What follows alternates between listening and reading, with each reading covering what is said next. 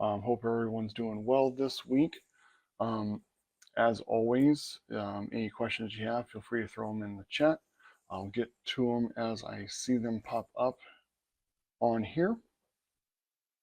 Um, One topic that I've seen kind of come up um, a number of times with clients for nutrition coaching um, comes in regard to eating out. And some of the challenges are, it can be unavoidable for some people with just the way their lifestyle is. If they have to do it a lot for their work or business, schedule wise, just having meals at home just isn't super feasible. Um, it, knowing that it's going to happen rather than trying to avoid it and then ending up doing it anyways. Um, we've got to look at our approach. Biggest is, if you know it's going to happen, let's preemptively plan better for the fact that it is going to happen. So, okay, we're going to be going to this restaurant because I know I have a better option for healthier eating than that restaurant, which kind of comes down to our mindset and approach when it comes to eating out. One of the challenges I've seen with a lot of clients is um, if you were raised in a household that didn't eat out a lot, going out to a restaurant, it was a special occasion, and the mindset is like, I get to splurge, I get to treat myself, I'm going to get whatever I want on the menu.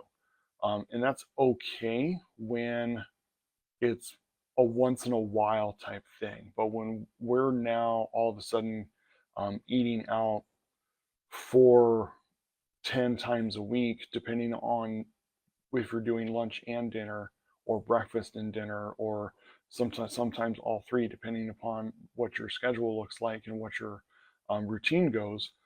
We have to come at it with a different mindset and a different approach.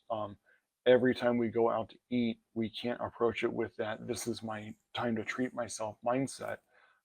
It's now part of our routine, and in order to maintain good health, we have to put priorities on health when we're doing things on a regular basis. So when we're eating out often every week, we need to plan for our meals differently than when it's that splurge event when we go out.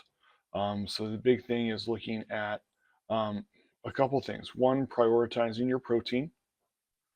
If you have a good solid protein source, chicken, steak, fish, a lot of good bean dishes if you're trying to stick vegetarian. You want your protein focused there. Um, Prioritizing at least one, if not two sides to be some form of like green vegetable, um, to help keep the overall calorie content lower and the fiber content higher. That'll work for two things. When you have a very high protein and very high fiber intake with a meal, it's going to satiate and last longer with you. So it's easier to control your appetite through the rest of the day, as well as that meal too.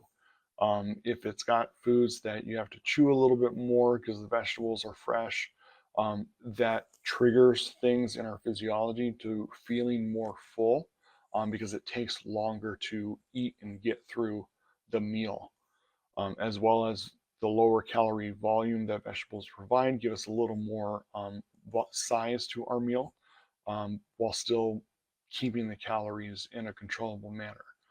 You can still have some form of starch, and then some form of fat to help with fullness as well.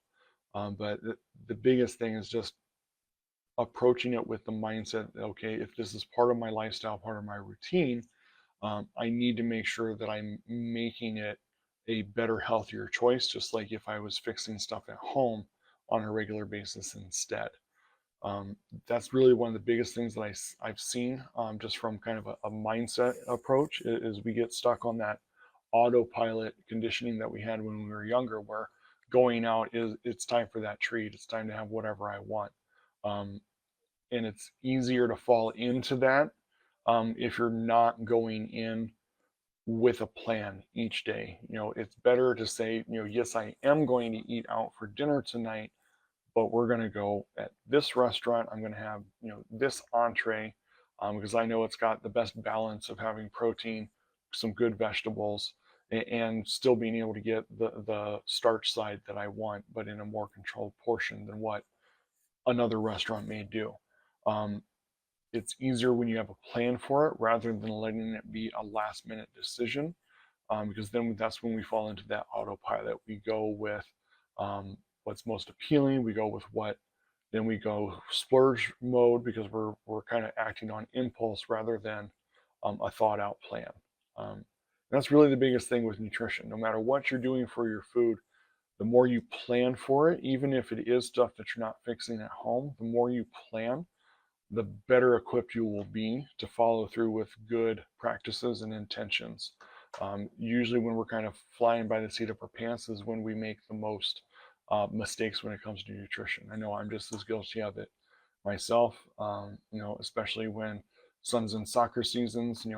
Nights after practice, if we haven't made a plan on what we're doing for dinner, it's easy to fall into that. Okay, let's grab something on the way home. And if we're not being mindful of, okay, I want to focus on my protein, my vegetable, and so on, it's easy to fall into kind of that splurge comfort food mode, especially when you're already tired, hungry, and rushed. So planning, no matter where you're getting your food, planning is always going to set you up for more success than having no plan at all.